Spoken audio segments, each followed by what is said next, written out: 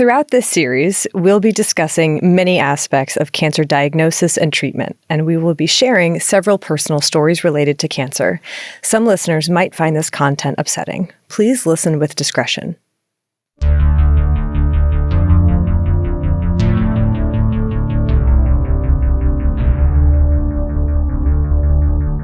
Hi, I'm Erin Welsh. And I'm Erin Allman-Updike. And this Podcast Will Kill You. Welcome to our series on cancer. On cancer. Yeah. I don't know why we made this decision. I mean, this is such a big topic. I mean, we made the decision because it has affected so many people. It is such a big topic. And if we ever want to go into certain cancer episodes in the future, we need to lay a foundation. And that's what we're doing here today. Right. We have got 4 absolutely info-packed episodes ahead of us where we're going to be covering this tremendously huge, monumental topic. In only 4 episodes. Oh, there's like a lot of material here. Oh, yeah. You can't see our folders, but they're thick. This is one episode's worth, yeah. But when we first decided that we wanted to do these episodes, we immediately we asked ourselves, what do we want to cover? How do we want to approach this? What aspects to focus on? And how to organize them in a way that made sense so that we could just lay a foundation. So our goal with this series is to do that, is to kind of give you the background information about what cancer is, how we treat it, and also where do we go from here. Yeah. And so with that in mind, our first episode, the one today, explores what cancer is, both conceptually and clinically, and how we came by that knowledge. The second delves into what's happening inside and outside of our bodies to make cancer so prevalent. And the third is all about treatment, which is a lot. It's a big topic. I mean, they all are. And the fourth and final episode surveys the current landscape of cancer around the world and asks, what can we do about this? Yeah, where do we go from here? Yeah. So it's a lot. There's a lot of ground that we're going to be covering. But as much as we are covering, there is a lot that will necessarily remain unexplored in this first of our cancer series. Yes. So please, everyone listening and watching, know 2 things. Number 1, we have a really huge list of sources for these episodes that we put together. Massive. So if you want to read more, there is tons that you can look up and read just as a starting point. And number 2, these are not the only cancer episodes that we've ever done or that we ever will do. We have a lot of plans to cover a lot of the individual cancers that we'll be talking about and touching on in this episode.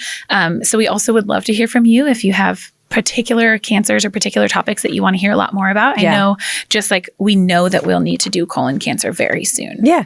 And we will be doing it. Let us know your thoughts. We always ask for thoughts, but especially in this, what do you want to hear more about? Exactly. Yeah. And as you'll hear, no 2 cancers or experiences with cancer are alike. Yeah. And so we are, again, so grateful to our firsthand account providers for showing us just a sample, really, a sample of the diversity of ways that cancer can touch our lives. In these episodes, what we focus on is primarily cancer as like a biological phenomenon, not necessarily the experience of cancer. Yeah. And so we are, again, eternally grateful to all of you who have provided this important context and, sharing your experience of someone who has been diagnosed with cancer, who's undergoing cancer treatment, has a loved one who has cancer, who's a caregiver, all of these different facets that are so integral to the experience. We really can't say enough. I know. How much these firsthand accounts mean absolutely everything to us. Yes. And in this cancer series especially, it's been so meaningful to get to hear from so many of you. So thank you again. Thank you. Okay. One more piece of business. Just a little bit. And that is quarantini time. Quarantini time. Actually, though, it's placebo-rita time. It is placebo-rita time. Yeah. I guess this is an announcement that we're making. Kind of is. We've been doing this quarantini business since we started the podcast. And it's actually one of the things that really clinched the idea of doing this podcast will kill you, because Erin came up with the name Quarantini and it was too good to pass up. But we thought that, as we'll learn, so we've talked about alcohol before and the problems with alcohol in the past. And so we thought that this series today, starting today, would be a fitting time to no longer include alcohol in our quarantini recipes. Yeah. So they're technically all going to be placebo-ritas. They are. I mean, we're still going to use the term quarantini because it's really good. I can't let it go. I can't let it go. But I'm also quite proud of placebo-rita. That's really good too. I remember when we came up with that. Yeah. It was on the fly. Yeah. Again. It was. I think while we were recording, wasn't it? Yes. Yeah, that was good. Yeah. Okay. Yeah. Well, okay. So what is our quarantini? What is it? For this series, Erin? We're drinking the crab. The crab. Because cancer. Yeah. That's what it is. Yeah. It's basically an affogato. Yes. I actually really wish that we had one. That would be so delish. good. I could use a little caffeine a little boost. Yeah. Yeah. But you can, we'll still post on our Instagram or whatever. Wow. A ringing endorsement of our social media. Listen, we'll still post something. Our social media game could probably use some work at this point, but we're trying our best. I know. We will post it there. And it's an affogato. You can look it up, the recipe, but also look up the crab because, we did make the effort. You mean our version of exactly. Yeah. So follow us on social media if you're not, is what we're trying to say. Social media, that's one way you can find what we're doing. It's one of the best ways. Another great way is through our website. Podcastwillkillyou.com. On our website, you can find all sorts of things like transcripts. You can find the sources for each and every one of our episodes. You can find a firsthand account form. You can find a contact us form, other things. That's all I'm going to say. Well, links to Patreon and merch and other things. All kinds of things. Yeah, it's great. Thank you for rating, reviewing, and subscribing on your favorite podcatcher or on YouTube. If you're watching this, yes, we're here in the Exactly Right Studios. Thank you to everyone who is working right now. This is the longest intro of all time. Are we done yet? Yes. Okay, great. We're done. Let's take a break. Okay, and then get into it. Thanks. Great. Bye.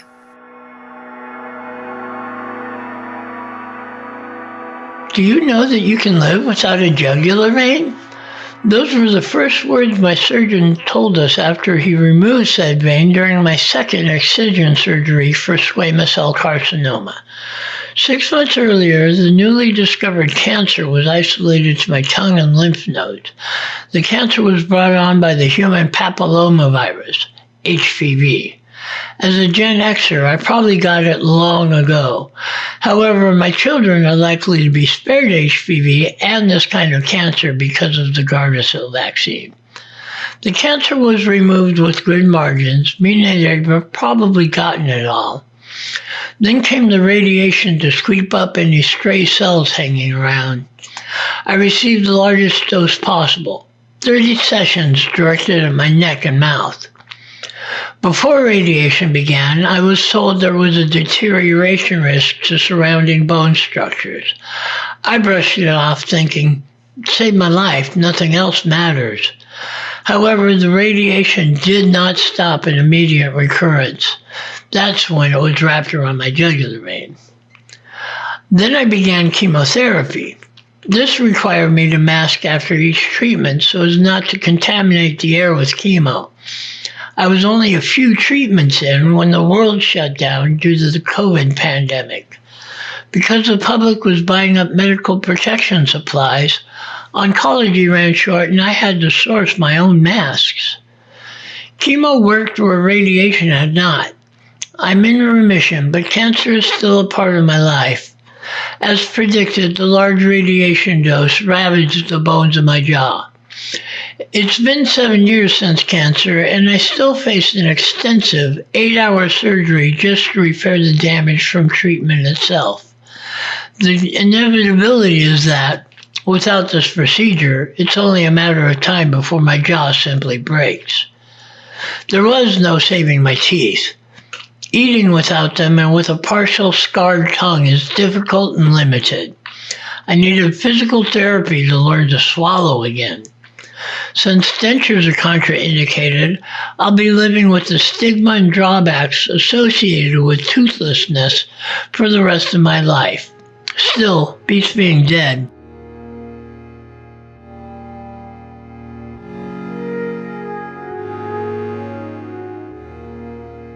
My name's Louise Baines and I have stage 4 triple negative breast cancer.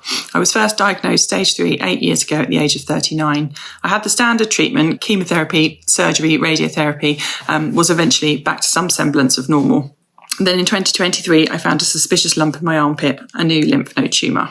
I had more surgery, more chemo, but at the end of that year, sadly, a CT scan found widespread bone mets and lymph node tumours in my chest.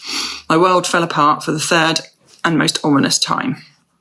I was told I'd need to be on treatment for whatever time I had left, thought to be around 2 years. Treatable to a point, but not curable. Seeing palliative chemo on my notes was a bit of a shock. Triple negative is aggressive and can become resistant to treatment.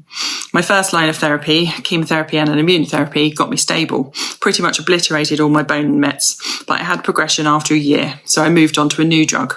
This was a targeted chemotherapy that had only been around for a few years. It gave me hope to find some of the ladies on that original trial were still stable or no evidence of active disease, even after 5 years.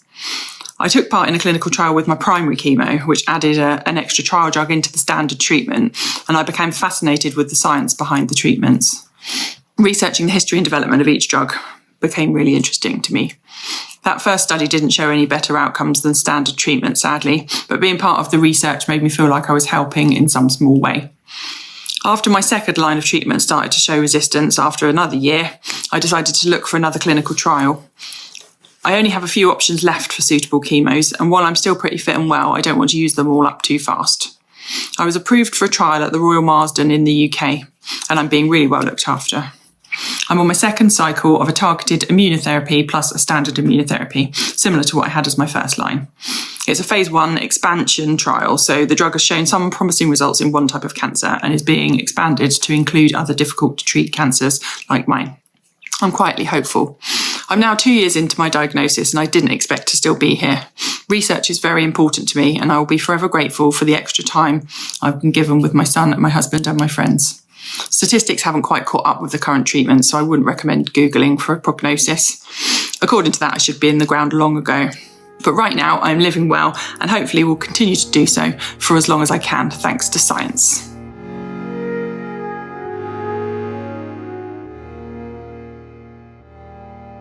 %40 of us will develop cancer at some point in our lives. 17% of us will die from cancer. Gosh, those are such sobering statistics, Erin. Really? Yeah, I know. Wow. The number of times I double checked it and was like, confirm other sources. Is this right? It is. Our knowledge is always evolving. Treatments are always improving. We're putting more funding into prevention. And so we might see those numbers shift in the upcoming decades or for future generations. And neither are these numbers globally consistent. Diagnosis, access to treatments and screening, and demographics vary dramatically across countries. Right. But no matter how much you hedge or qualify these estimates with, well, technically, the undeniable reality is that cancer is extremely common and quite deadly. Yeah. Why? That one-word question has inspired countless research articles, medical foundations, textbooks, hospitals, memoirs, documentaries, podcasts. It has shaped lives, careers, relationships, perspectives. It holds the key to understanding not just this disease, but multicellular life itself. Over these 4 episodes, we might not fully answer this question of why. Why, yeah. But we are going to explore many different aspects, many dimensions of it. Like why cancer is so prevalent, why it's so challenging to treat and prevent, why each cancer is unique, and why, despite all these whys, we should still be optimistic about the future of cancer research. I like that part. Yeah. But before we approach any of these individual questions, we need to start at the beginning. What is cancer? What is cancer? Is it? Drawing the bounds around what cancer is and what it isn't is trickier than it sounds. Like, just ask our immune systems. And those boundaries have changed substantially over history. And so for my part of this first episode, I'm going to explore how our understanding of cancer has changed over time and how that has influenced the noise or the silence surrounding it. Okay. In the early decades of the 20th century, after the dust had settled from vaccines, pasteurization, sanitation, antiseptic technique, and antibiotics, much of the world was surprised to find that a health revolution had taken place. Oh. Infectious disease, which had for millennia made an early grave the expected norm, no longer held the power that it once held. Children drinking pasteurized milk and vaccinated against smallpox could now more reliably expect to live long enough to experience the joys and disappointments of adulthood. And adults drinking clean water and operated on by a surgeon with a clean blade were now more likely to feel the mixed blessing that came with the aches and ailments of old age. Well, this is so interesting already, Erin, because okay, keep going. I just want to know more. Is this cliffhanger? Yes, yeah. Already you're just like, what is about to happen? There's something ominous on the horizon. It's cancer. It's cancer. Yeah. As infectious disease stole less of the spotlight, other diseases became more visible. We've talked about this phenomenon many times on the podcast. And among these diseases is cancer. Cancer was not a new disease, of course, but at the beginning of the 20th century, cancer was not even in the top 5 leading causes of death in the United States. Really? Yeah, it was 8th on the list. Wow. Yeah. Sorry, remind me the year, because my brain is... like 1900. Okay, yeah. Yeah. So not even in the top... Not even in the top 5. Wow, okay. Life expectancy was 49 years. Wow. Which is a flawed metric. It doesn't take into account the effect that of infant and childhood mortality would have on those numbers, which was primarily from infectious disease. But overall, people were not living as long as they do today, and cancer was less prevalent. Partly because people were dying before developing cancer. Cancer happens to be a disease later in life, most commonly. Partly because our relative lack of knowledge about cancer meant that many people had cancer but never realized it. And partly because certain cancer risk factors, such as smoking, were lower than in the following decades. Interesting. Okay, so for instance, at the turn of the century, a case of lung cancer was rare enough to point out to med students so that they saw it at least once in their careers. Really? That's depressing. Yeah. Over the first half of the 20th century, all that would change. Yeah. All of it. That's quite actually particularly disappointing with regards to lung cancer. Because were people just not smoking? We need to do tobacco as like an actual episode, Erin. I have that written in here multiple times. There are some really interesting trends about like smoking. And of course, it's very different country to country and by age group and stuff like that. But yeah, I mean, cigarettes really became popular, especially after the World Wars. Got it. Okay. Okay. That makes sense. Over the course of the 20th century, life expectancy rose. Cancer research began to shed light on the disease so that more cancers were diagnosed and then lumped into this rapidly growing umbrella term of cancer. And certain cancers increased in incidence as exposure to carcinogens increased, like with lung cancer and cigarettes. Even though cancer was not a new disease, even though this rise was driven primarily by growing awareness and life expectancy, cancer became labeled as a disease of the 20th century. It represented corruption, consumerism and excess, the uncontrolled population growth happening within cities, the danger of nonconformity, and the threat of invasion. Okay. Yeah. Wow. While microbiology had demystified many long-feared infectious diseases, cancer remained one big question mark that scientists could not answer. If cancer cells were part of us, why were they harmful? Why did cancer strike one person but not another? Why does cancer happen at all? Science couldn't yet provide any satisfying answers to these questions, and so people did what they so often do. They invented their own. Broadly speaking, the explanations, or rather blame, really, fell into 2 main categories: modern civilization or yourself. Of course. You are to blame. It's your fault. It's your fault. Yeah. Throughout much of the late 1800s and into the 1970s, really, all the way through that whole time, that vast amount of time, people diagnosed with cancer were told that they had brought it on themselves by bottling up their feelings, that it was the result of depression, and a quote-unquote cancer-prone personality type was constructed. Was this just Freud who was diagnosing cancer? No. Oh, my God. This was before Freud, after Freud. That's we can't gross. blame Freud for this. I know. It's too bad. we do like to do that. We do. I'm sure he had a hand in it. He was a proponent. But. Yeah. So in her book, Illness as Metaphor, Susan Sontag describes this cancer-prone personality type, quote, the forlorn, self-hating, emotionally inert creature. She had been diagnosed with cancer. And so this is what a lot of people would, that's like how you were talked about. Like, oh, well, this creature. This creature, yeah. Mm-hmm. Okay. At that point, so this Illness as Metaphor came out in 1977, and at that point, cancer had been a subject of intense scientific scrutiny for decades. And yet, this blame language persisted. People are afraid of what they don't understand, and our understanding of cancer is relatively new, incomplete, and constantly evolving. Yeah. That imperfect knowledge has resulted in blame, it has resulted in fear, and it has resulted in silence and euphemisms.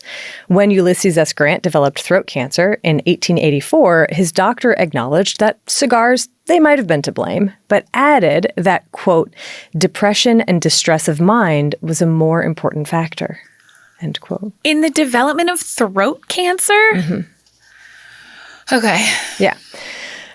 Obituaries in the early 20th century alluded to, quote unquote, lingering illness as the cause of death rather than print the word cancer. Really? Mm-hmm. So they don't want to call it cancer. They don't want to call it cancer. And then even when the taboo on cancer kind of lifted and there was an outcry for more research, there was like an organization that was like, oh, we want to meet to talk about breast cancer. And they were like, we can't print that. Okay. Yeah. Great. Yeah. Cool. When cancer was mentioned during that period, it was often in like lurid terms, like Senator Matthew Neely used in 1928 during a speech demanding funds for cancer research. Quote, I propose to speak of a monster that is more insatiable than the guillotine. It has preyed and still preys upon every nation. It has fed and feasted and fattened on the flesh and blood and brains and bones of men and women and children in every land. The name of this loathsome, deadly, and insatiate monster is cancer. End quote. So interesting, Erin, to go back and look at these kinds of ways that we describe cancer and like compare that to how we fighting against cancer today. Oh, yeah. I mean, there are entire books written about like the language that we use when we talk about cancer. And, more recently or since the 1970s, I guess, the language is much more likely to be military coded. Yes. Right? The war on cancer, an all-out attack defeating the enemy, and aggressive. Mm-hmm. Aggressive. Yeah. And that shift to this military language, it has not eradicated victim blaming, which can come in more indirect ways, right? Healthy mind, healthy body. Ugh. The implication that cancer will defeat you if you don't fight hard enough. Yes. And also, I think there's this tendency that we all have. I think it's human of us that when we hear that someone has cancer, we want to know what kind of cancer is it? Mm-hmm. Oh, were they a smoker? Mm-hmm. So that we try to find ourselves in that. Well, we won't be. That won't happen to us. Trying to understand we didn't do this. What was different about you? What's different about me? Why does this not apply? Why did this? I want to make sense of this diagnosis, and I don't want this to happen to me. Yeah. And so we try to find that reason. We try to find the cause and effect. Yeah. And today, the fear of cancer and the blame is as real and as palpable as ever. Surveys looking at fear of chronic diseases show that people fear cancer more than any other chronic disease, even though heart disease kills more people. Number one killer. That's actually really interesting. I did not know that, Erin. Mm-hmm. That doesn't surprise me at all. No. Because it's the thing, I mean, I know like when you have, if you're concerned about it, everyone wants to tiptoe around. Do we even say that we're concerned about cancer, or do we not even say the word cancer yet? Kind of a thing. Right. That still happens in medicine today. Happens. Yeah. I mean, that's a whole I know. I have too many feelings. I know.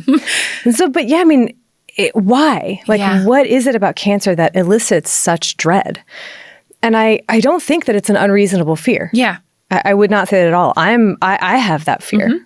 40% of us will develop cancer at some point in our lives. Right. But what that looks like or when it might happen, we have no idea. Mm-mm. It could mean a diagnosis in childhood. in middle age, or later in our lives. Or all of the above. All of the above. It could mean a simple curative surgery or a marathon of expensive and torturous treatments. It could mean delayed plans, canceled plans, or new plans. It could mean becoming a caretaker or being taken care of. It could mean hope, despair, clarity, a new knowing. It could mean every one of those things, some of those things, or none of those things. Cancer is unpredictable by nature, which is part of why it inspires such fear. Yeah. It has touched every one of us, ourselves directly or through our family, our friends, our neighbors, our colleagues. But we can't necessarily look to others' experiences to predict how our own story will unfold. Right. We want answers. What's my prognosis? Will this treatment work? How long do I have? Yeah. What side effects will I experience? What happens next? But most answers are best guesses, formed by decades of research and always qualified with, it's likely that, but we can't know for certain. And that doesn't represent a failure on the part of the research community, which has produced a true wealth of information when it comes to cancer, what it is and how to treat it. Will more research help to fill in those knowledge gaps and shorten those error bars? In some situations, yes. Right. But the fact remains that cancer is so unpredictable because it is so variable. Cancer has many causes, many origins, many pathways, many outcomes, and each cancer is distinct. And I don't mean that breast cancer is just distinct from prostate cancer. No, yeah. Each individual case of breast cancer is unique. Right. And as we'll discover more next week when we talk about like the cellular biology of cancer, oftentimes that uniqueness goes all the way down to the cellular level with tumors made up of a diversity of cancer cells. Right. The more we've discovered about cancer, the bigger this term gets. So let's go back to the beginning and see if we can trace its growth over time. Just like a cancer cell? Sure. Cancer might be a defining disease of our time, but that doesn't mean it's only of our time. Fossil remains of humans and our hominid relatives show us that cancer has been a part of us for millennia and beyond. Right, forever and ever. Forever. A 1,000,000-year-old jawbone found in East Africa with evidence of lymphoma. 1,000,000? Yeah. Wow. Yeah. What kind of jawbone? What, like a hominid jawbone? Oh, a hominid. Oh, yeah. Sorry. I was like, no, I don't think I wrote the species down because I think it was like, we're not really sure what. But anyway. Okay. Wow, fascinating. But yes, Okay. yeah. A growth in a Neanderthal skeleton from 120,000 years ago, an ancient Egyptian mummy from 400 CE with abdominal cancer. And that's just to name a few. I literally cut out so many more examples where I was like, there are papers, find them in our show notes. There's lots of examples. Yeah. But looking beyond presence, absence to prevalence, cancer does seem more common today than in centuries or millennia past. And that's due to the mix of factors that I already mentioned. But it's kind of hard to be more specific than that, like how much more prevalent, considering that cancer doesn't always leave its mark on bone and that we've examined only a tiny fraction of the fossils or remains that have been left behind. Exactly, yeah. Okay, so what about the written record? Oh. So starting in ancient Egypt, naturally, we've got the Edwin Smith papyrus from about 3,600 years ago, which describes what sounds like a case of breast cancer. Okay. This is paraphrasing a little bit. Quote, if you put your hand upon his breast, upon those tumors, and you find them very cool, there being no fever at all, they have no granulation, they form no fluid, they do not generate secretions of fluid, and they are bulging to your hand. End quote. Okay. Yeah. Could be. Could be. Yeah, Could be. Could be. Yeah. And although this papyrus contains many remedies for all the other ailments that it has listed in there, there is no treatment for this disease. Interesting. Basically says there's nothing. Yeah. So following this, there was a relatively long period of silence when it comes to writings about cancer until we get to ancient Greece, where cancer again makes an appearance, not in a medical context this time though, but a storytelling one. So the Greek historian Herodotus, writing around 440 BCE, briefly tells the story of Atossa, the queen of Persia, who developed a swelling on her breast and ultimately had it excised. Okay. Was it cancer? Was it an ulcer? Or fibroadenoma. Lots of benign tumors. We don't know. Right. We don't know. And it's in the Hippocratic texts written in Greece in the 4th and 5th centuries BCE, which I still have to look up every time. Like if I were to go to trivia and that was one of the questions, I would not know. But this in the Hippocratic text is when we first find the words for cancer and carcinoma or their origins. Okay, that was going to be one of my big questions. Yeah. So that's a long time ago. Long time ago. So carcinos and carcinoma. Okay. With Ks. Okay. Now, carcinos was used to refer to any non-healing swelling or ulcerous formation, including things like hemorrhoids or cysts. Okay, interesting. While carcinoma was generally reserved for non-healing growth. Okay. Yeah. Non-healing growth. This is so interesting. Both words come from the ancient Greek for crab. Ah. This is where crab comes from. Okay. So apparently the appearance of a tumor surrounded by blood vessels branching out reminded Hippocrates and then later Galen of a crab in sand with its legs all spread out. Interesting. Yeah. So that's how they, okay. Yeah. Hippocrates also used the word metastemi for metastasis. Oh, interesting. Metastemi means to remove or set free. And he thought that, quote, metastatic affectations are those which travel from one to another part of the body. Yeah. End quote. It's not wrong. Yes. I mean, he's not wrong. I don't think that given sort of the leading ideas about disease. Right. His word, metastasis to him is not the same metastasis to us, but it is interesting. Yeah. The roots of that. Yeah. Yeah. So then after Hippocrates, we run into Galen, whose humoral explanation of cancer dominated Western medicine for centuries. A buildup of black bile, also known as melancholy. So, that's interesting. Yeah. That just persisted without people probably realizing they were doing that. But so sorry. So they were like, cancer is black bile. That's there. Yeah. Done. Done. Okay. Yeah. God, it must be nice just to have an explanation for something, huh? I mean, Sorry. we wouldn't know. No, yeah. We can't. We're just all I don't know. Yeah. We are. That's how we do it on this podcast. Will kill you. But so according to Galen, I mean, what you can do with black bile is you can maybe drain a little bit of it, but it's really difficult to do. Also, black bile is melancholy, and it's like depression and repressed. We don't know that. We talked about this in which episode was that you did all of the humors? Gallbladder. And we were like, what is black bile? Yeah. No, so, I mean, I didn't put this in here, but this is and black bile, not just specific, any of the humors, really. Right. People knew what blood, people knew whatever, phlegm.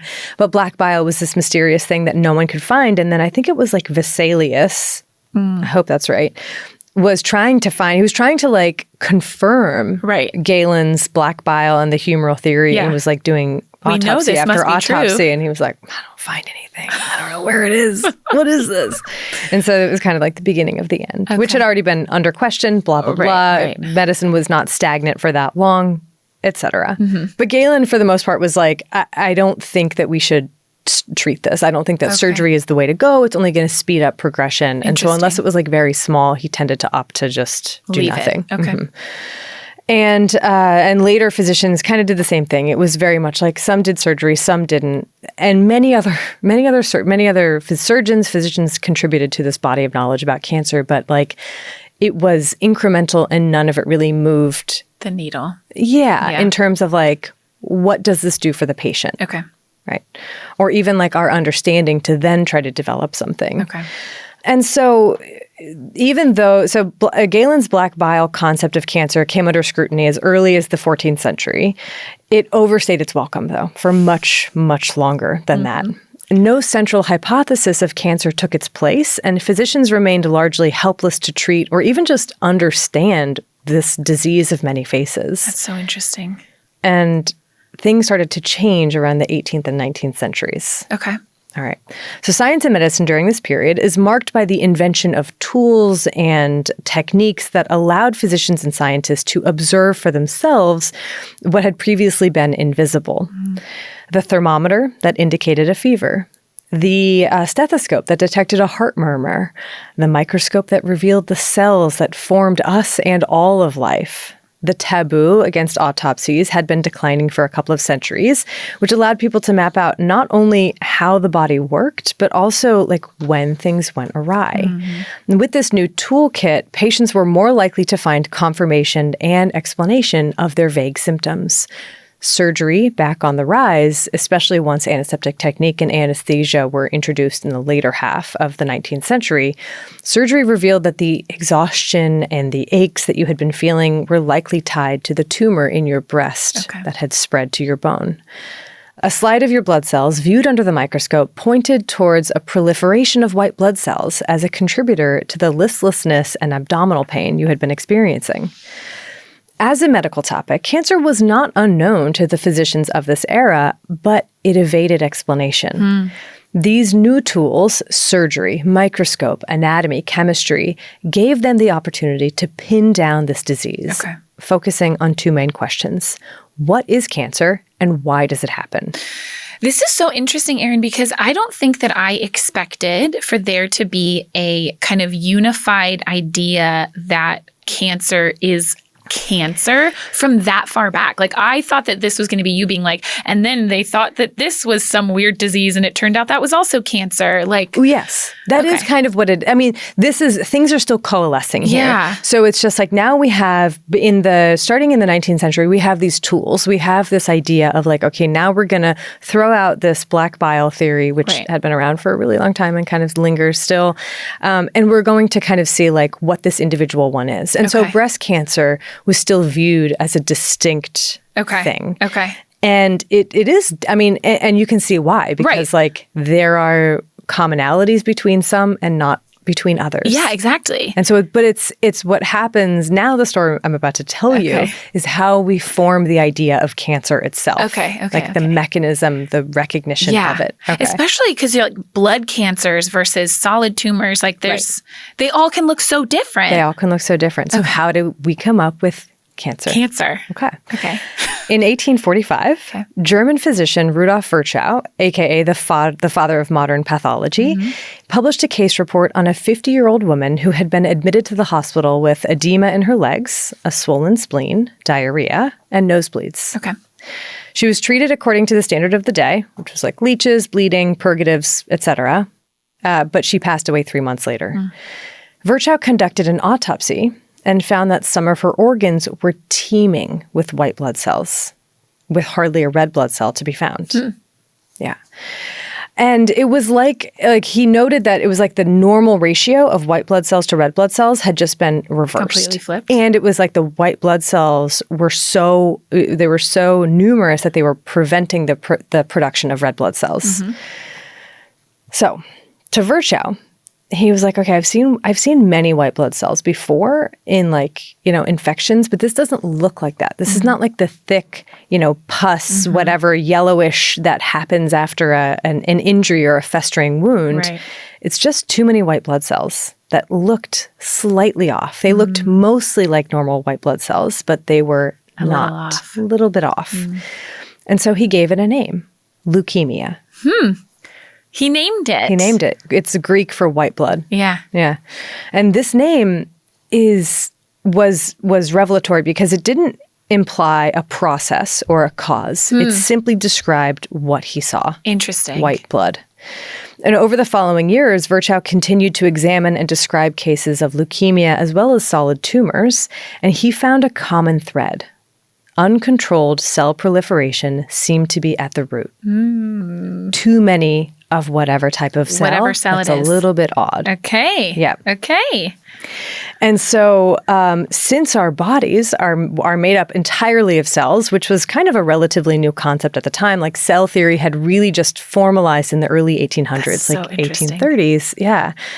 Then that meant that these malignant growths could start anywhere within our bodies, neoplasia, which is what he called it also, and that cancerous cells could travel anywhere throughout our bodies.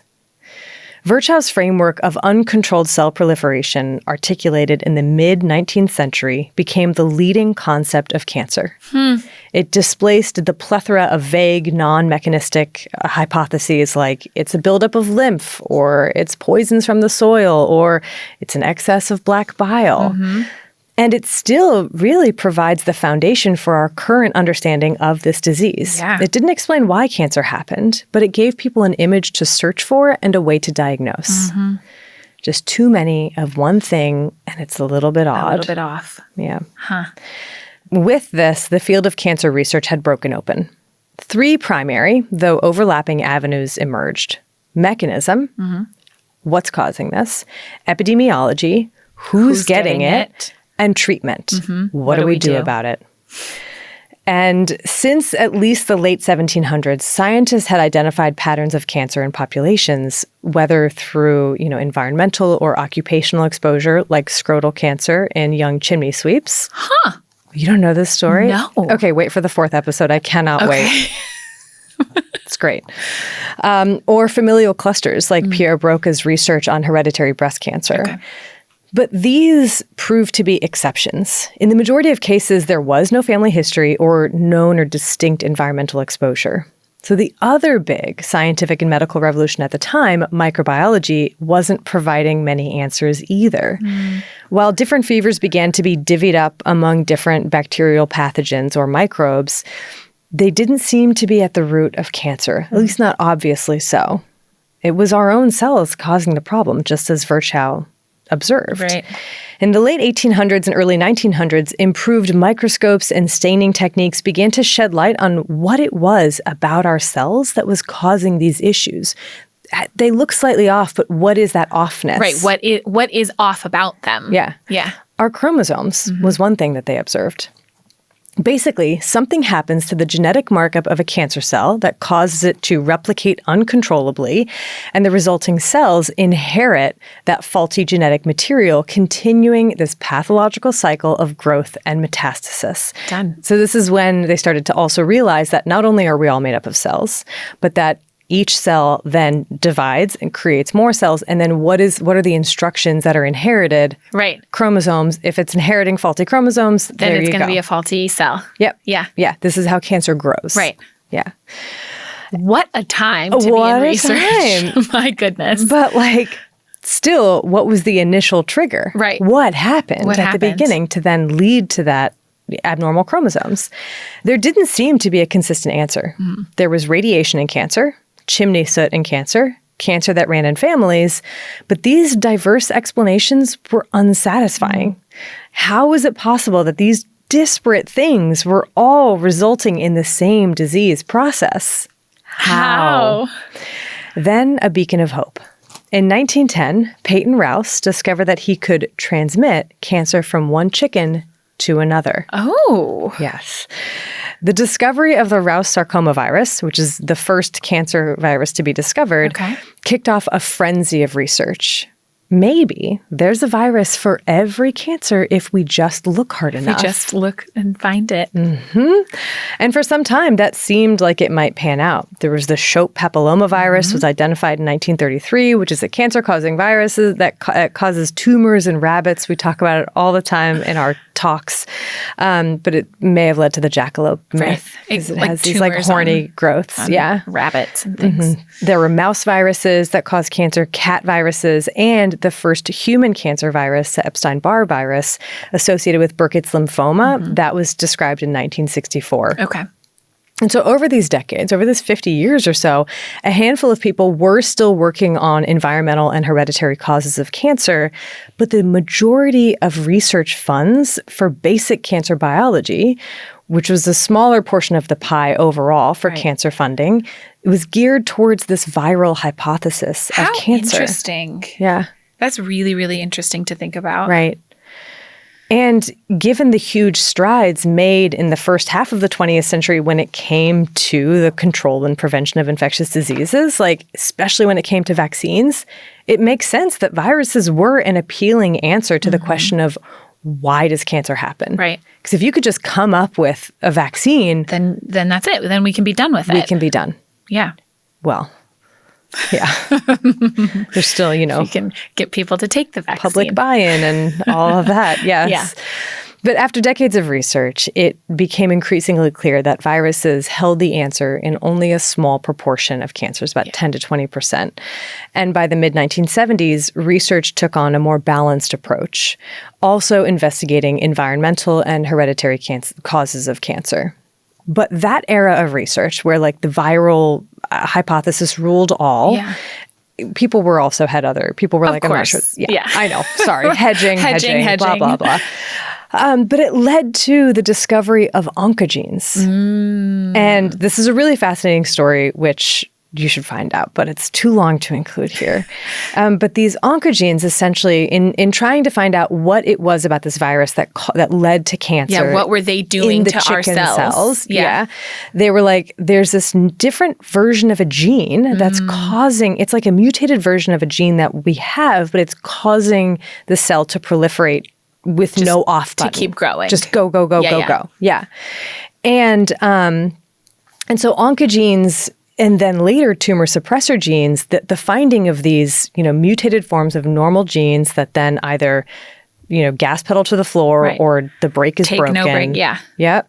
They help to unite the three main drivers thought to cause cancer. Right? There's environmental, viral, and genetic. And so an environmental exposure could cause a mutation in a normal gene, turning it into an oncogene. Right. Gas to the floor. A virus could insert its oncogene into the host cell's genome. Gas to the floor. Gas to the floor. Someone could inherit a predisposition where oncogene development is more likely, or they inherit faulty tumor suppressor genes. Yeah. Either gas to the floor or no break. And we'll talk more about those next week. We'll talk more about those, yeah. So this is how this unifying, cancer is this thing that can happen through many different routes. All these different mechanisms, same end result. Same end result. Yeah. Yep. But so many questions remained. How do these mutations happen? What are the pathways? How predictable is this process? What other genes are involved? Can we harness any of this information to prevent or treat cancer? Up through the 1970s, research on cancer biology and cancer treatment was happening almost entirely separately. Really? Really. Okay. So even at a cancer conference, you wouldn't really find like a cancer geneticist attending a clinical oncologist talk and vice versa. Okay. Just wasn't really something that happened. Mm-hmm. Very siloed. And after the initial promise that chemotherapy had shown, more on that in the third episode, clinical oncologists grew frustrated as they discovered that what worked for one type of cancer, or even just one person's case, didn't work for another. Yeah. This dream of a magic bullet for cancer was slipping out of reach.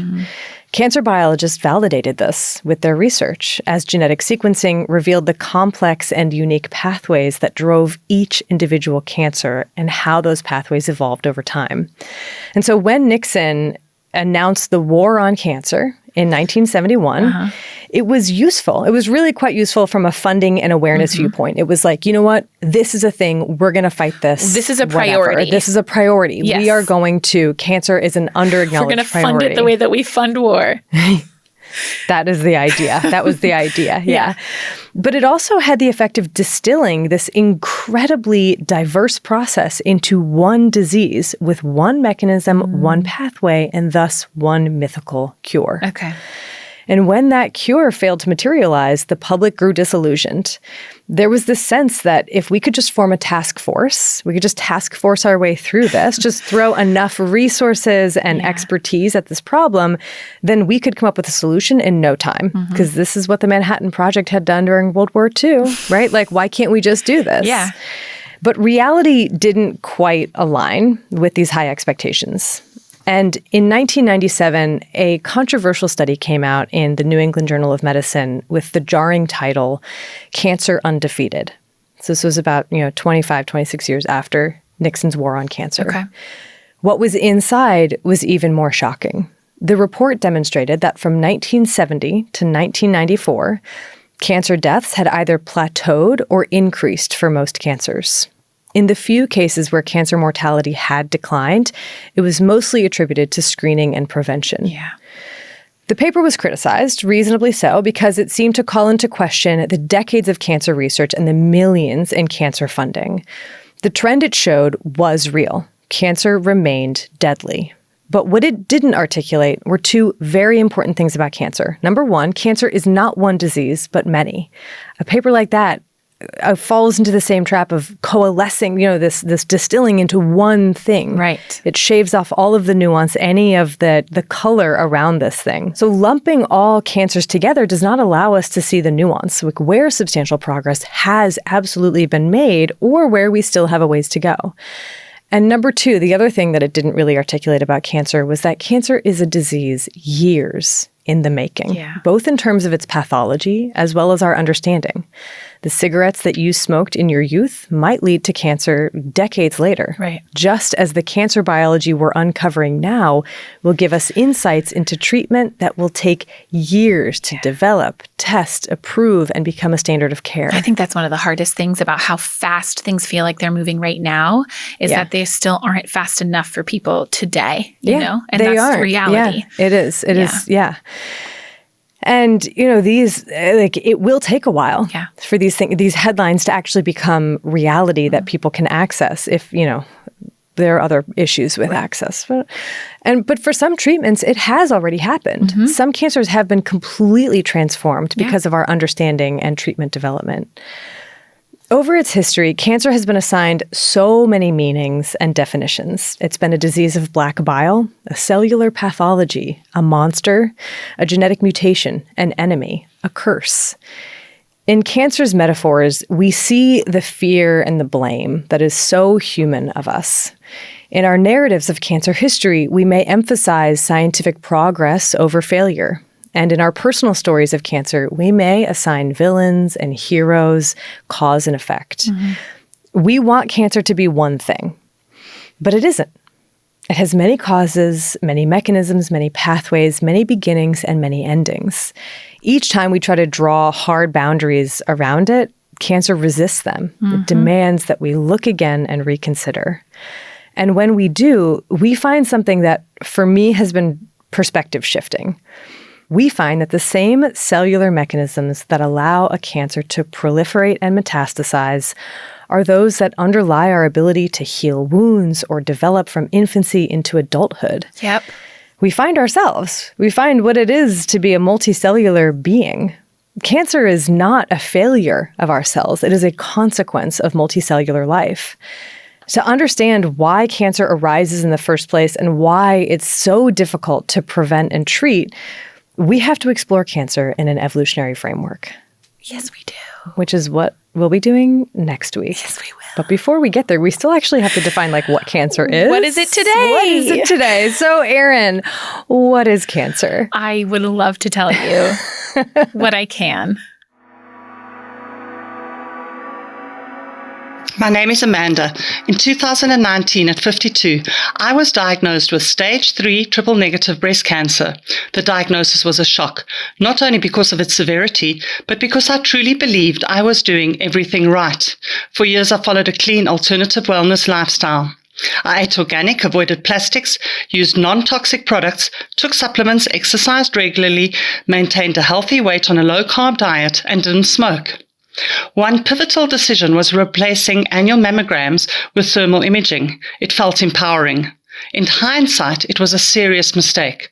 When I found a lump in my left breast, I turned to thermal imaging. The scan came back low risk for cancer. The practitioner diagnosed it as a cyst, suggested rebounding exercises and castor oil rubs, and confidently told me it was far too large to be cancer. That reassurance was dangerously wrong. The lump didn't shrink. It grew quickly and painfully. When I finally saw a breast radiologist to aspirate what I believed was a cyst, my cancer journey began. I was thrust into aggressive treatment because my cancer demanded it. I underwent 6 cycles of chemotherapy, including the so-called Red Devil. I tolerated it well, and the results were remarkable. The tumor disappeared completely. Surgery followed, first a lumpectomy, then a unilateral mastectomy due to residual disease. Losing my breast was, and remains, a profound loss. I still wonder whether earlier medical intervention might have changed that outcome. Radiation and oral chemotherapy followed during South Africa's COVID lockdown. The treatments were challenging but manageable. Cancer forced me to reevaluate everything I thought I knew about health. Over time, I stopped trusting methods that offered certainty without evidence and learned to hold space for both intuition and science. My version of health today is far less rigid, less fear-based, and more informed. I have seen how vulnerable people are to misinformation wrapped in hope and sold as wellness. And if there's one message I hope people take from my story, is that there's strength in questioning our beliefs and in choosing evidence-based care.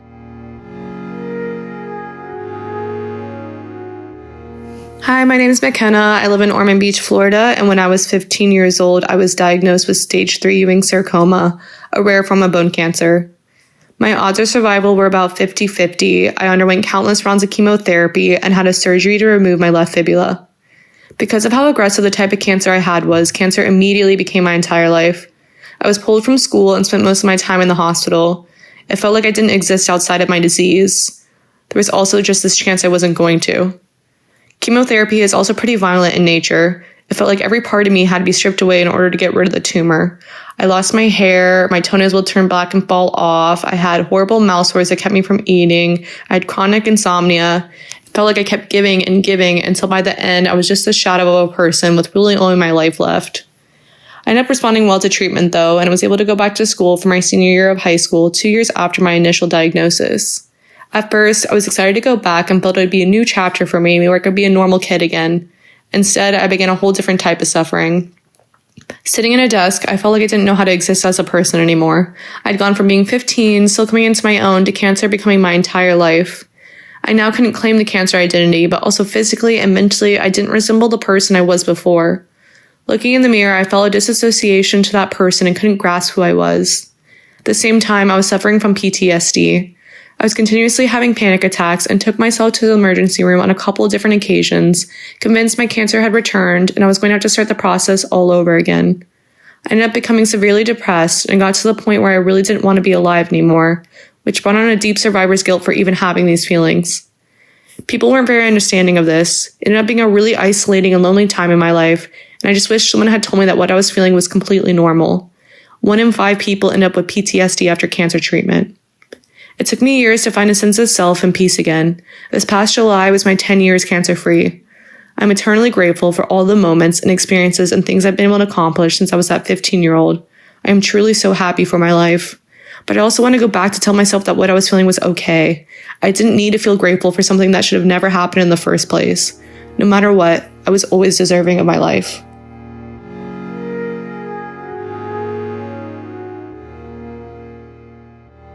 So, Erin, obviously, you covered a lot of ground in that history section. Thank you very much. I really enjoyed it.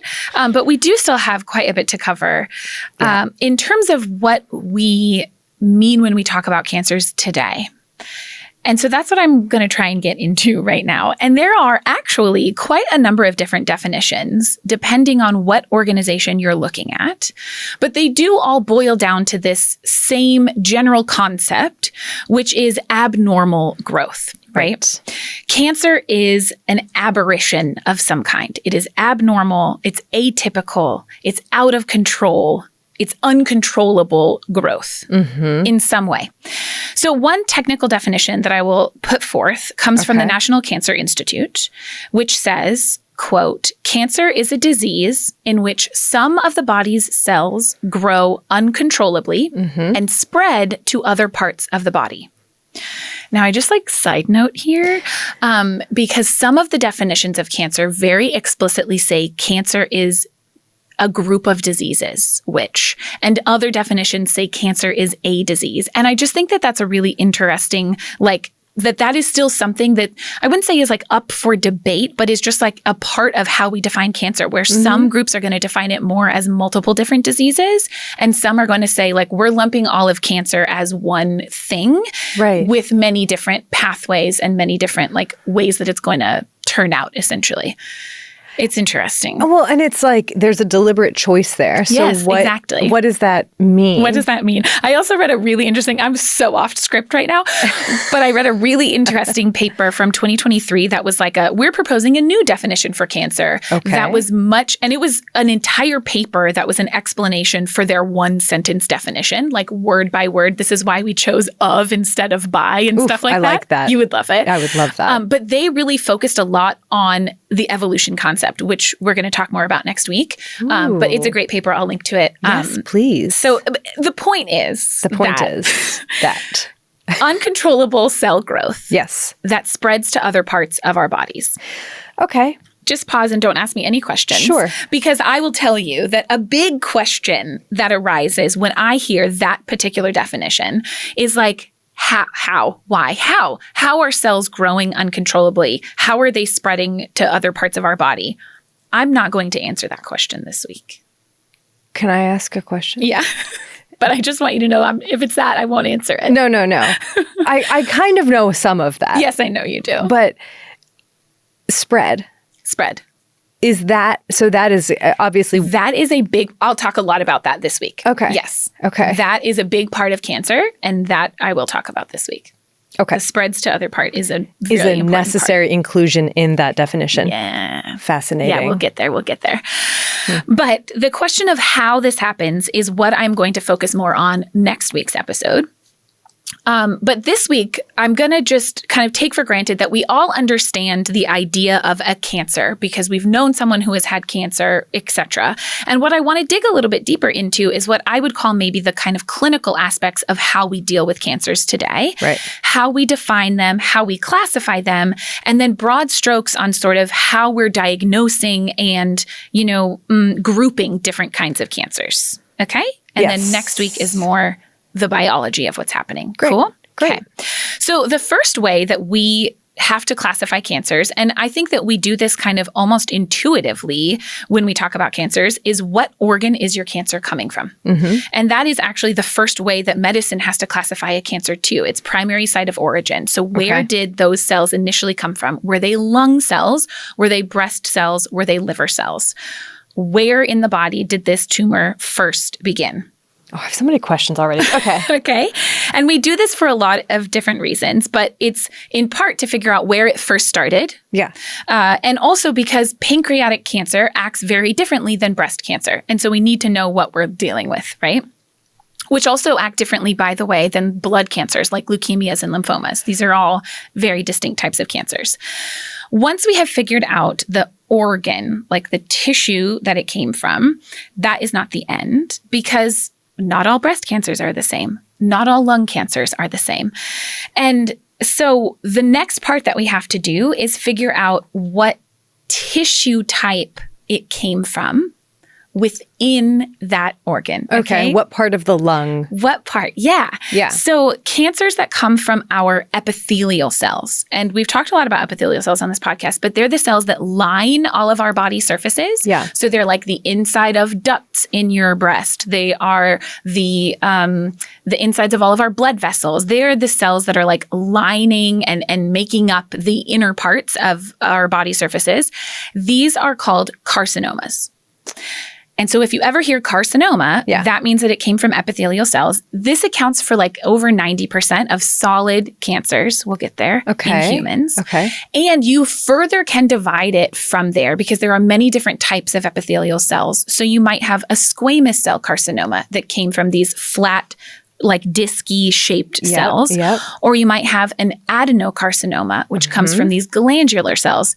And some cancers, like breast cancer, for example, most are all adenocarcinomas, but we don't necessarily call them that. We distinct them by, did it come from the duct? Did it come from the lobule? There's a lot of different types. We get really specific, I mean, it's wild. I know. How many different subcategories. Subtypes, small cell, non-small cells, squamous cell, adeno, like there's so many different types of these, even just within the carcinoma category.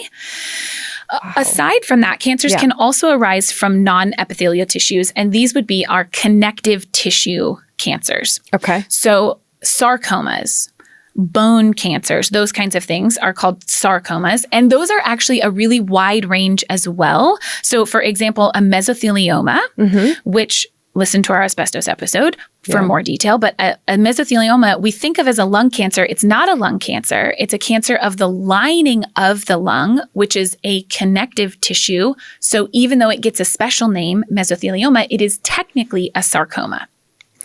Whoa. I know I'm getting technical, but it's fun for me. I think it's helpful to understand that it truly can arise anywhere. Anywhere. And the site of origin and the type of origin and blah, blah, blah, all influences the path that the cancer could take. Exactly. Because it all means that these cells initially were acting in one particular way. And so that's going to tell us something about how they might act as they become cancer cells. Then there's also cancers that originate in our bones, like our blood-based cancers, rather. Right. And like so bone that's marrow. Bone marrow. Yes, thank you. Whoa, Erin. So that would be like leukemias, lymphomas, myelomas, which are all different types of blood cell cancers. Okay. Then there's also more specific ones you can get, like retinoblastoma, which is in the retina of your eye, glioblastomas, which are in your brain, which I think technically might fall under sarcoma, but they're so specialized that I don't know if they actually technically count as a sarcoma, because they, again, are just so specialized that it's your brain cells. Right. So there's a lot of different ways that we have to classify it at the beginning. But if we then go back, so knowing that, if we go back to our definition of cancer, of these cells that are growing in an uncontrolled way that are then spreading to part of our body, part of this definition is that it's abnormal growth. So what is it that makes these abnormal? It's a great question. It's a really great question. And mechanistically, we'll get a little bit more into detail on that next week. But one thing to know is that cancers grow in these like disorganized masses, especially when we're talking about solid tumors, right? So everything but the blood cancers. And we call these tumors, like that's the name that we call these clumps of cells. But not all tumors are cancer. Right. And in medicine, we call non-cancerous tumors benign. And it's not a great word. It's not a great word. We talked about this in endometriosis. We did. Yeah. We did. Because in medicine, benign does not mean good. Right. It does not mean chill. It doesn't mean don't worry about it. It means that this tumor is not going to metastasize. And that is really the key that makes cancers. It's not just that they're growing these disorganized clumps of cells. It's not just all these things. It's also that they are spreading. And they spread in a lot of different ways. The thing that makes cancer so deadly is this ability to invade our bodies. Right. First, they're invading past what we would call tissue level barriers. Which means that a cancer might start within the duct cells of your breast, but then it's going to invade through the lining of those ducts and into the surrounding tissue.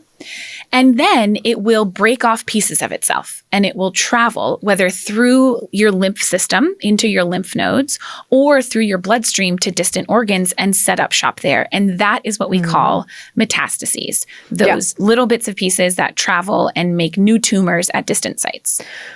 So, spread or potential to spread, and what is the quality or characteristic that allows for mobility? That's a great question. I don't know. Okay. I don't know if we fully understand that. But like, so if you're trying to say, is this a benign growth or a cancerous growth? Yeah.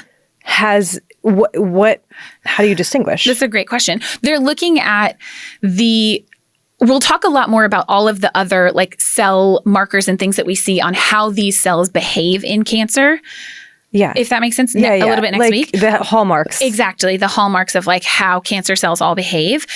And so a lot of it is that it's looking at all of these things. And I think it's also looking at the disorganization of the structure, where benign tumors are less likely to be super disorganized, though they might be a little bit disorganized. Okay.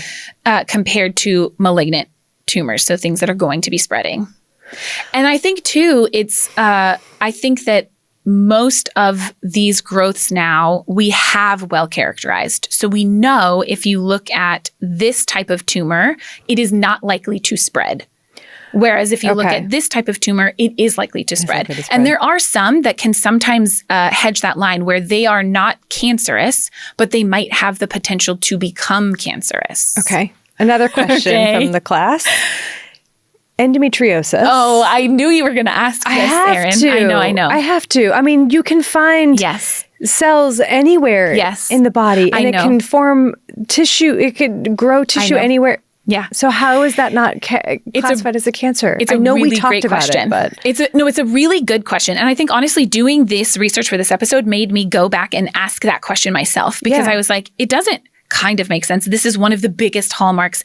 And it's because the endometrial tissue that we find in endometriosis doesn't meet all of the other hallmarks of cancer. It's not necessarily disorganized. It's not replicating indefinitely. It's replicating in a way that is in sync with a menstrual cycle and things like that. Like, it's not just going wild. I would say it's a valid question to think, where is this line blurrier than we think? Right. And I think maybe, but I'm just going with what I got. Pushing the boundaries again. Yeah. Yeah. Endometriosis is a wild beast. It is. Especially in the context of this. Yeah. Because, they spread everywhere. But that's what cancers do. And because of this, metastases are the reason why the next step in defining our cancers is figuring out how far it has already spread. And so we do this through a process called cancer staging. So once someone has a cancer and we know where it came from, we know what kinds of cells it came from, we need to figure out how far it has gone. And so we do this through staging. It's often called like TNM staging, which stands, I'll tell you what it all stands for. And so the first way, asterisk on this, but the first way that cancers tend to spread is locally. So from like the inner lining of your bladder through the muscle wall or something like that. Okay. So how far a cancer has invaded within the tissue that it's from is the first component of that cancer. And that's the T in the TNM framework. Okay. So for example, you could have something called ductal carcinoma in situ. Yes. These are cancer cells, but they have not yet left that duct. Right. So that's like a stage 0 cancer. Does that make sense? Yes. Same thing with bladder cancer. You might have, and this is true for any cancer, but bladder cancer, you might have it that's just within the lining of the bladder and hasn't yet invaded into the muscle, or you might have what's considered muscle invasive bladder cancer. So now it's made it through the muscle of the bladder wall. How much variation is there in terms of like the thickness of these different layers? Oh, that's a great question. Huge amounts. Okay. Yeah, you think of like the duct of a breast, like a breast duct is going to be like a couple cells thick, whereas the lining of your bladder is quite thick. Right. Yeah. And so how does that have any bearing on staging? It's all part of the staging process. Yeah. But like, what does it mean for prognosis and things? That's such a, I know. I can't answer that question. I know. So then the next part of staging is N, which stands for node, because one of the first ways that many cancers spread is via our lymphatic systems. And our lymph system drains into lymph nodes in specific patterns. And so we know like your breast tissue is going to drain towards a cluster of lymph nodes in your armpit, and your liver is going to drain to specific lymph nodes, etc. And so by sampling the lymph nodes in the areas where that original tumor is draining, we can figure out how far the cancer has spread, what we consider regionally within the body. So you would expect to find cancer cells within that lymph node? Potentially. That could be a first place where they may spread.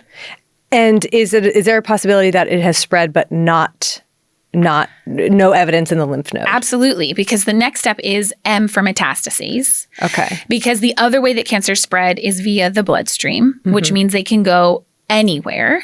Very commonly, we see places like the liver or the bones where cancers tend to spread. And part of that is because we have good blood flow to those areas. And also maybe that those are just particularly conducive tissues to grow cancer cells. Why? Who knows? But metastases can be literally anywhere. And I said asterisk on the fact that cancers are going to first spread locally. That's not always true. Some cancers have these, especially what we call micrometastases, that might spread very early in the course of disease. And we might not even be able to pick those up if they're very small. Because the ways that we tend to look for metastatic growth is by doing imaging tests. So that might be CT scans or MRIs or what are called PET scans. And that is to look for evidence of cancer in distant sites, far from that place where we first identified a tumor. Okay. So by using all of this information, we then can stage a cancer. And that's where we think of like, was it stage 1, stage 2, stage 3, stage 4? Like what stage was your cancer? They don't all mean the same thing.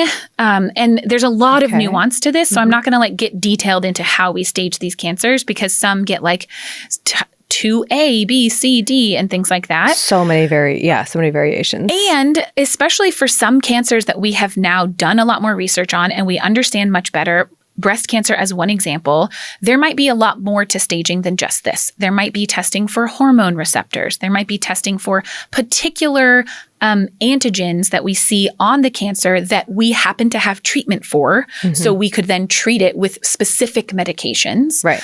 And so there's more to the staging process, but this is the like broad strokes picture of it that can give us a sense of, I won't say prognosis because that's not quite true. Like how bad is this going to be is not quite the point of it, but it's part of it, right? It's being able to group different types of cancers together, both for like clinical speak, to be able to talk to somebody about their cancer and have them understand this framework.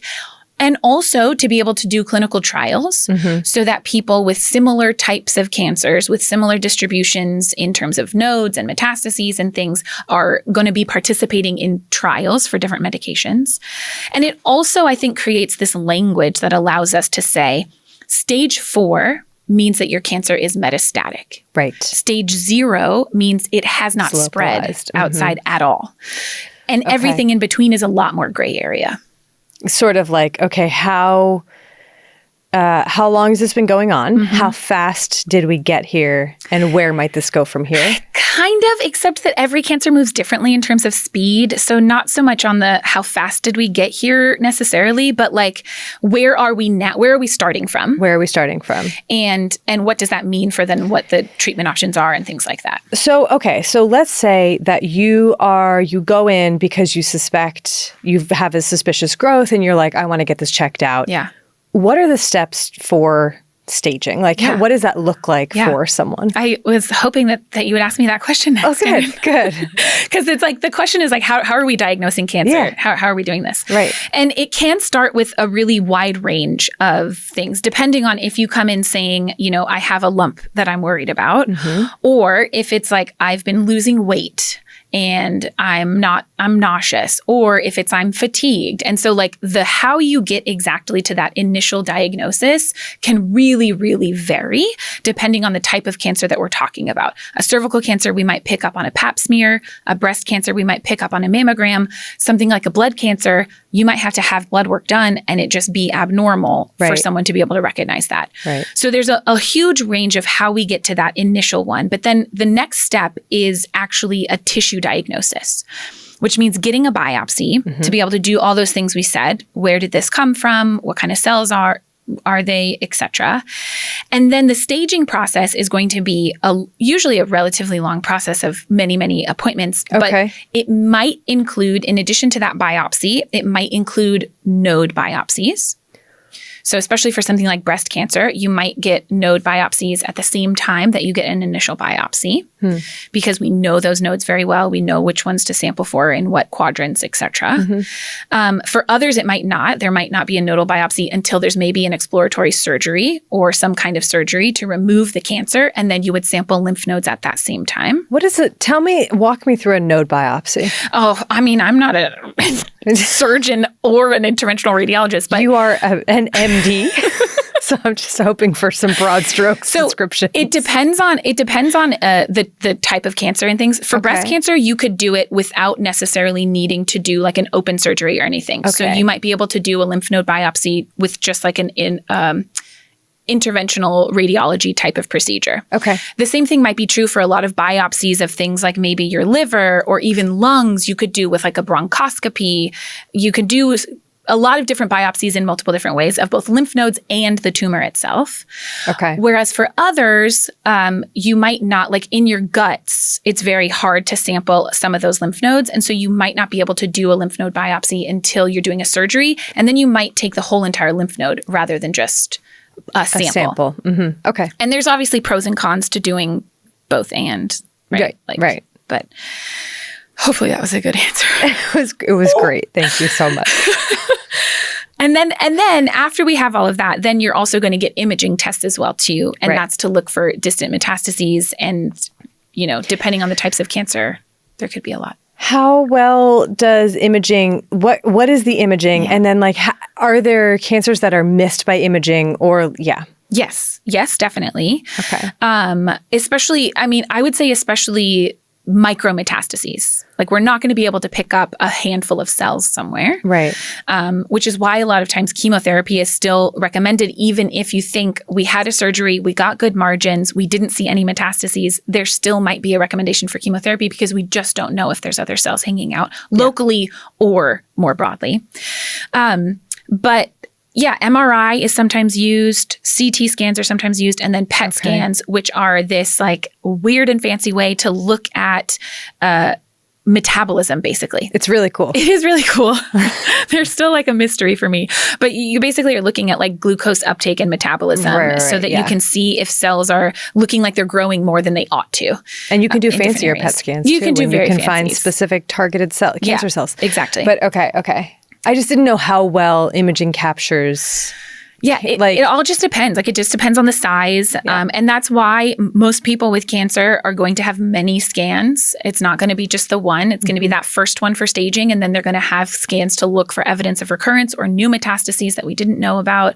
Because things can change, very rapidly. Right. When it comes to how cancer is affecting our body's big picture, most cancer deaths are due to metastasis, meaning because of the way that this cancer has spread through our bodies. And like, what is the exact mechanism of that? Who knows? Like, it can really, really depend. Like it could be that you have metastases to your liver, and so now your liver is failing because it can't function anymore because it's full of cancer. It could be that you have brain metastases. So again, your brain or your kidney or whatever it is. Sometimes also we can see that like if tumors grow large or very numerous, they might start to lyse themselves, or sometimes that can happen as a result of treatment. And that can be very, very dangerous because you're basically releasing a bunch of things that are supposed to be inside cells, and that triggers a really strong immune response. Inflammation and Exactly. There's also, though, cancer requires a lot from our bodies in terms of our metabolic load. And so it ends up just weakening our bodies until they really can't function anymore. And so this can result in something called cancer-associated cachexia, which is really, really awful. And it's just this depletion of skeletal muscle mass, especially skeletal muscle mass, that cannot be entirely reversed no matter how much nutritional support you give someone. And like ever. Yeah. It's, I mean, it's not like no one can recover from this, but until you get that cancer under control. Right. Okay. The cancer itself is doing this. Yeah. And so you can't completely reverse it. It's just diverting all the resources. Exactly. It's exactly that. And it's a very multifactorial thing because a lot of times we do see like people having either food aversions or nausea, whether it's from the medications or from the cancer itself, or if you're talking about like a head and neck cancer or an upper GI cancer, you might not be able to eat physically. And so then it's very difficult to get nutrients in. So there's a lot that goes into cachexia associated with cancer, but that is a really big cause of death. One estimate that I saw was that cancer-associated cachexia accounts for nearly half of all the deaths associated with cancer worldwide. Which is really huge. And then there's also the fact that cancer dysregulates our immune system in a very profound way, especially when it gets to be metastatic. So it can end up causing things like blood clots, and thromboembolism or blood clots are a really big cause of death for people with cancer as well. So there's just a lot of ways that cancer dysregulates our body and then can end up leading to death, like in a lot of different ways. I know that we're not going to talk about specific cancers. Yeah. But why is there such looking at different organ system or like point of origin, organ of origin, why is there tends to be such a difference in, metastasis and fatality and treatment receptibility, what is it? Being able to be treated. Right. I can't think of the word. It's hard, Erin, because it's so many different things I think that play into that. Yeah. Some of it is our ability to screen for things. And so we are able to catch some cancers a lot earlier than we can catch other cancers. And therefore, we can treat them more effectively with the same treatments that we would use for another cancer. Pancreatic cancer is a really good example of that. And ovarian cancer is another one where a lot of times these are completely asymptomatic until it's really bad. It's really bad. Until it's already spread, at least regionally, if not widespread. And so that's part of it. Whereas breast cancer, prostate cancer, things that we can screen for, we can potentially catch earlier. And some of it is just cancer specific that I don't know the answer to. I'd have to dig on each specific cancer of why pancreatic cancer is so. And some of it too is that we research cancers that are more common.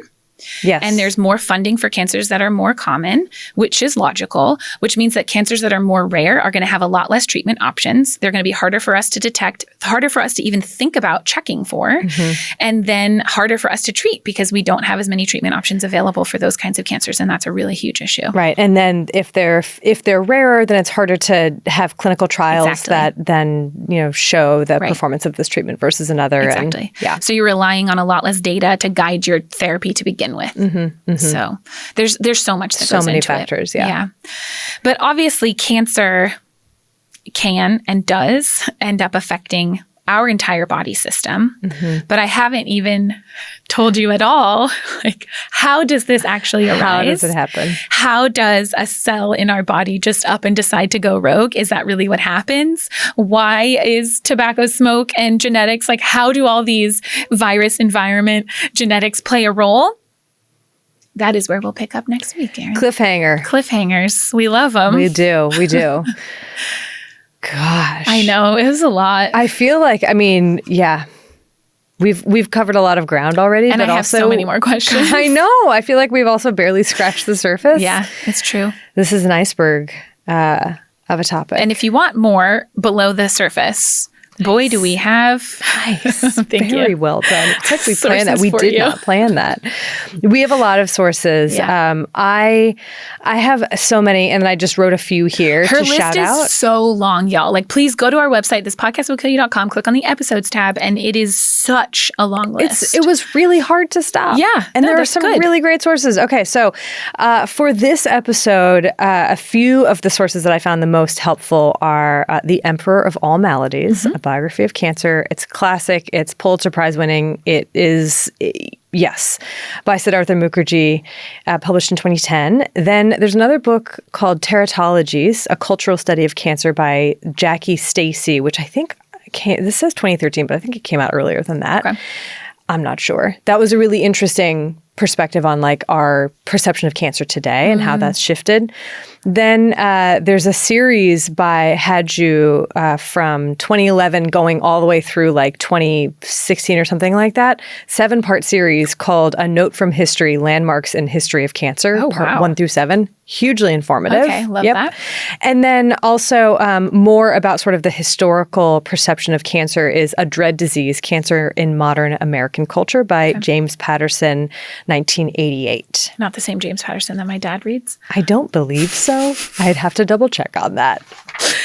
I have a number of papers as well too. I also just want to shout out the National Cancer Institute has a cancer classification. They have these training modules that anyone can access. There's a wealth of information there. Yeah, it's really great. So I have a link to that. That paper that I mentioned that was updating the definitions of cancer was by Brown et al. From 2023 called Updating the Definition of Cancer. I thought that was just an interesting read. And then if you want more about the staging of cancer, there's a paper, it's kind of old, from 2008 by Green and Sobin called The Staging of Cancer, a Retrospective and Prospective Appraisal. From the early 21st century. I don't know. And then there's so much more. Go to our website, check it out. You can see it all. I'm done. Thank you again.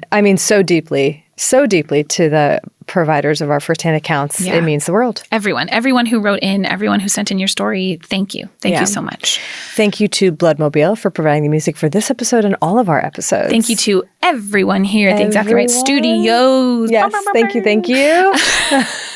And Tom and Liana and so many Pete. Oh my gosh, I'm going to forget everyone's name. Oh dear. Yes, thank you. You make this happen. Also, I want to shout out my husband, John, for listening to me read all of these and go through all of these notes and talk incessantly about cancer for weeks on end and really every other topic. Yeah. I should also say thank you to Brett for listening to I made him, it's like, you can't do any fun things right now. I need to talk to you. I'm going to talk to you for about 2 hours about cancer. Your guys are good sports. Very good sports. Thank you. We appreciate your support. We also appreciate the support of you listeners. Good transition. That's great. Dear. Really, thank you, you though. allow us to make this happen, and your ideas are always appreciated. Everything, like, you mean the world. Thank you. Yeah. Especially shout out to our patrons. Thank you for your support over on Patreon. We really, it means a lot to us. Yes. It's the end. It is. Of episode 1. Of episode 1. We've got 3 more coming to you. So wash your hands. You filthy animals.